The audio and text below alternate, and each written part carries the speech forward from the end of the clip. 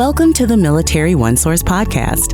Military OneSource is an official program of the Defense Department with tools, information, and resources to help families navigate all aspects of military life. For more information, visit MilitaryOneSource.mil. Welcome to the podcast. I'm Bruce Moody. We have a solar eclipse coming up. That's going to be the topic for today's podcast. Joining us today, we have Anita Dey, who's with NASA. Anita, welcome to the podcast. Thank you so much for having me. I really appreciate it. Well, we're glad to have you with us. You're the Strategic Partnerships Manager. What do you do with NASA? My job is to make sure that we're working with organizations outside of NASA, academic organizations, nonprofit, government like you guys, to make sure that our message about our work is being spread far and wide. All right. Well, we're helping out with that today. Yeah. Right. So we have this total solar eclipse coming up Monday, April 8th. Specifically, we're going to talk about some of the things that NASA has planned. First of all, the track of the eclipse is going to go through Mexico, then it's going to enter the United States. This is the total eclipse path, right? It's going to be going basically from Texas to Maine, then it's going to exit North America along Canada's coast. So, Anita, NASA, you guys are planning live broadcast coverage of the eclipse. Talk to us about the coverage that you're planning and how people can tune in. Yeah, I'd be happy to. So the best way to find the broadcast is on NASA Plus. It's an on-demand streaming service. You can find it as a phone app, or you can go to plus.nasa.gov. We're also on social media, so you can catch the broadcast there, or you can enter a conversation with us about the eclipse. The coverage is really going to be amazing. I just saw the run of show for it earlier this morning, and it's just going to be phenomenal.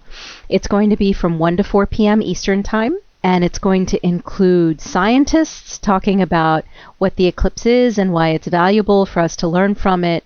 We're going to have some special guests. Also, we're going to have telescope feeds from across the entire path of totality. It's going to be amazing to see totality happening in a way over and over and over from the different locations.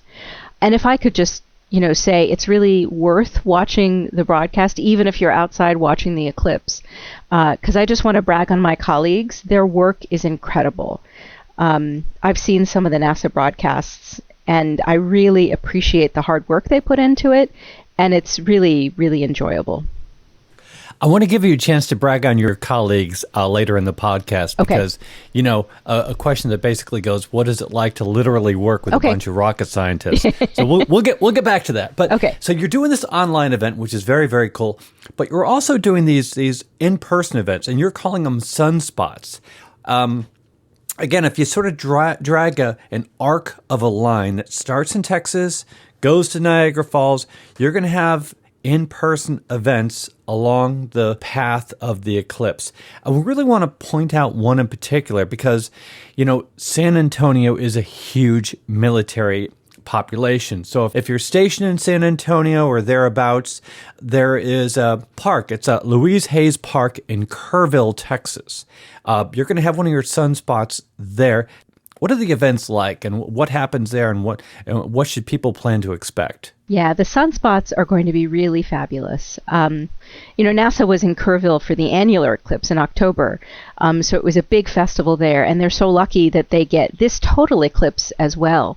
So it's going to be 4 minutes and 25 seconds of totality. So that's a really long time for the sun to be blotted out by the moon. So that's a special place in and of itself. But the festival will be free. That's really important to note.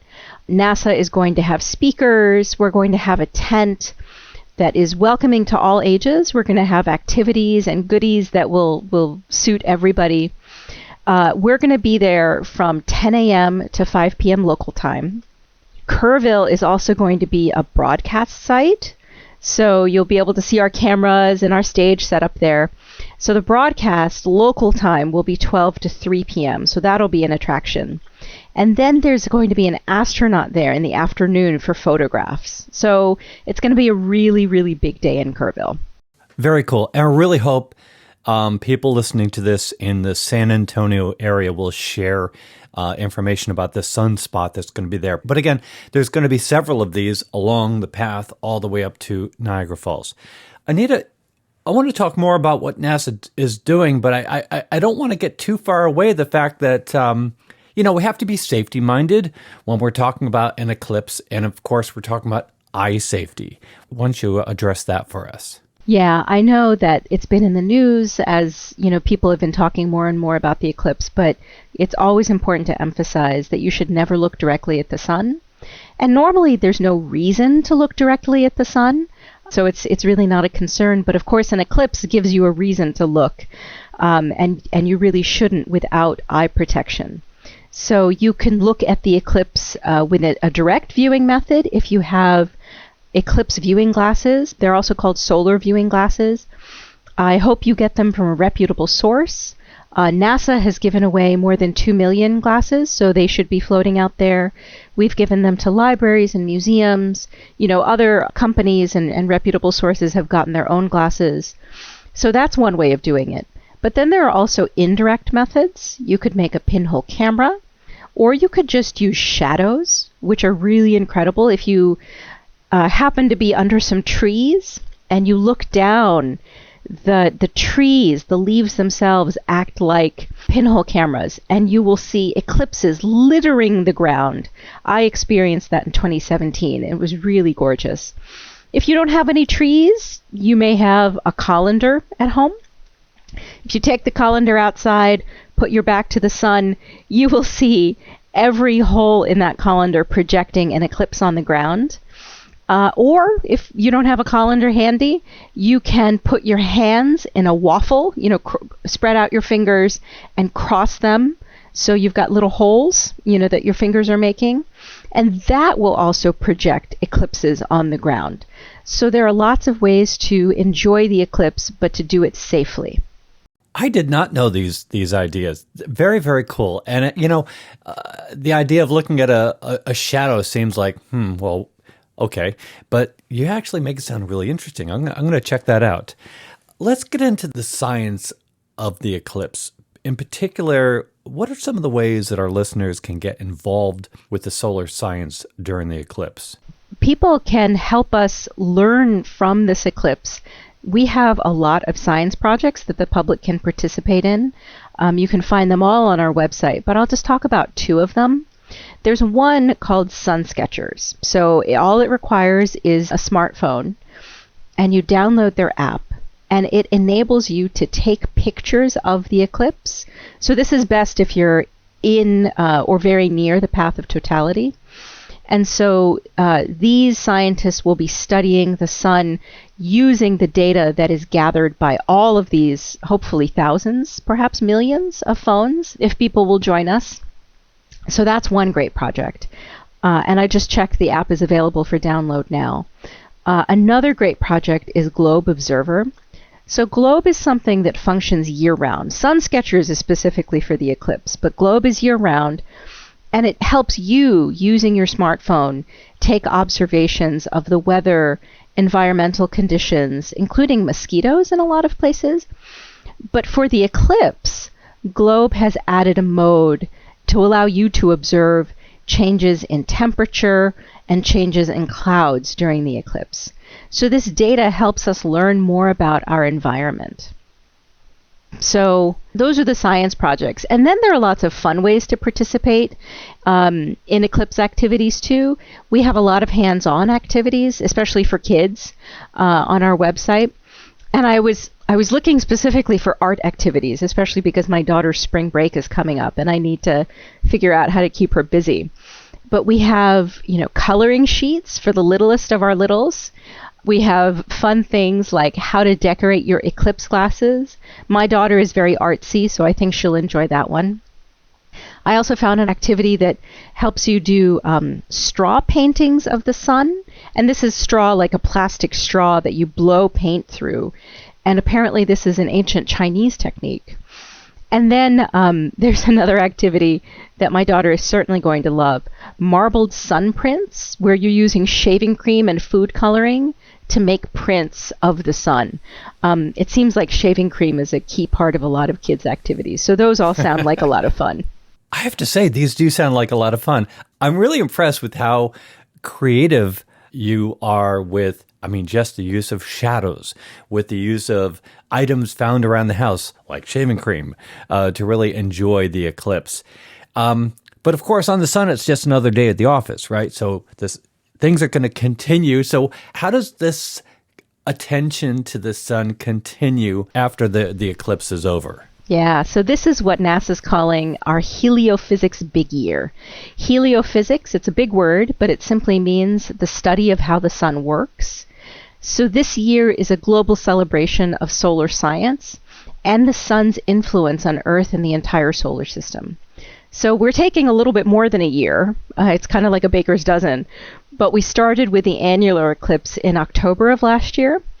And of course, we've got the total eclipse coming up this year. And we're ending the heliophysics big year with Parker Solar Probe's closest approach to the sun in December. And the Parker Solar Probe launched a few years ago, and it's been studying the sun, and it's already made the closest pass to the sun of any human-made object, and it's going to get even closer in December. So it's really important for us to study the sun and to stop and think about what it means to us, because really the sun touches everything. It's Earth's life force, and it contributes to our physical, mental, and emotional well-being. You know how you feel on a sunny day versus a cloudy day, for example. That's just a small example of why the sun is so important to us. So during the heliophysics big year, we're encouraging everybody to participate in solar science. Like I talked about those public science projects earlier, there are more. And you could participate by watching the solar eclipse, by experiencing an aura. If you happen to be in that kind of lucky geography, you can participate in those public science projects, and you can just have, do these fun sun-related activities too. So yes, but okay. So there are a lot of sun-related activities coming up, including this eclipse and the one that we had last year. But this one's special. This is the big one. Talk about why people shouldn't just say, oh, this is good, I'll catch the next one after this one. What's really big about this particular eclipse? Yeah, so people may think that eclipses happen very frequently. And you couldn't be blamed because there was just one in 2017 in the United States. So this one is special for a few reasons in contrast to 2017. So there are more people on the path of totality. And that's because it's a much more accessible geography. The one in 2017 went through the west, so it went through some remote areas. This one is going through almost all highly populated areas. There are 31 million people on the path. It's a wider path also, and that has to do with the moon being a little bit closer to the Earth during this particular eclipse. But I think this eclipse is really, really special because the next one in the United States isn't for 20 years. And that one isn't going to be as accessible, across this easy geography as this one is. So just think of, where will you be in 20 years? Where will I be? Where will my 6-year-old daughter and my 3-year-old son be? So the time, if you can do it, is now to enjoy what we are about to have. Yeah, thanks for making that point. People really need to take time out to really be a part of this event. Now, it's amazing. It's awesome. There's a wow factor involved, certainly. But we talked about this earlier. There's more to that. When you have an event that brings people together like this, that's so awe-inspiring, talk about that sort of deeper meaning or the deeper experience one can have with this eclipse. Yeah. I think we take the sun for granted. I certainly do. I'm glad when it's a sunny day, but I don't really think about much more than that. But an eclipse is a reminder of our connection to the celestial bodies around us, to our solar system, and to the entire universe. And that's a really big idea. And the awe that an eclipse can inspire is really good for us. Research has shown that awe helps us to step outside of ourselves it helps us gain a fresh perspective, and it opens us up to new connections. So awe can help us connect to something larger than ourselves, like I was talking about the solar system and the universe, but also it can help us connect to our family, our friends, or our community. I mean, I keep talking about my daughter, but I'm really looking forward to sharing this with her. Also, the awe that you can experience with the eclipse, or any other awe-inspiring moment, it can give you a boost that lasts longer than just the moment. So it's good for you in that sense as well. So I hope everybody is going to embrace the awe that the sun and the universe are going to give us today, and always. We have a bunch of links. They're in the program notes. And I really encourage people to look at what NASA in particular has to offer, because, just from this conversation, you really get the understanding that there's certainly science involved here. There's information to share, but a lot of the events that they have planned really bring people together, communities together. So really check out these links. Anita, as we wrap up, I did promise I wanted to give you the opportunity to talk about NASA. You work at NASA. Most of us don't. What is it like to work at NASA? I mean, it just sounds very, very cool to me. Yeah, and I'm so glad you're asking this question, because it really makes me step back and reflect on just how lucky I am. I've been at NASA for about 6 years, and it is such a gift to know that I'm playing a small role in the advancement of human knowledge and exploration. Like, that is a big, big deal. I have had the pleasure of working for and with so many great leaders. And great leaders, not just from a work perspective, but from a human perspective. Learning my professional work, but also learning how to be a better human has been really important to me. And I am just so impressed with how everyone is so good at their jobs. Not just good, but great. And people are so dedicated. Like, we joke about all being overachievers, but it's kind of true. People love what they do at NASA, whatever it is, whether it's comms, in my group, whether it's the literal rocket scientists, whether it's the people who study, biology and space, engineers, everybody, they love what they do. And it's a little bit overwhelming to know that you work with so many people like that. And I will say I am incredibly proud of my colleagues. Having been a part of the planning for this Eclipse, outreach work, my colleagues work really, really hard, and they have great ideas, and they are so dedicated and put in so many extra hours to get the thing done the right way. I'm very proud of everybody. Anita Dey, thank you for joining us, and what a great conversation. I'm so glad that you could join us today. Thank you so much. This was such a thrill. Oh, same here. Same here. Well, enjoy the eclipse, everybody. Want to remind you that Military OneSource is an official resource of the Defense Department. We have a link in the program notes. You can send us a question, a comment, maybe an idea for a future episode. Be sure to subscribe to this podcast wherever you listen to your podcasts, because we cover a wide range of topics to help military families navigate military life. I'm Bruce Moody. Thank you for listening. Take care. Bye-bye.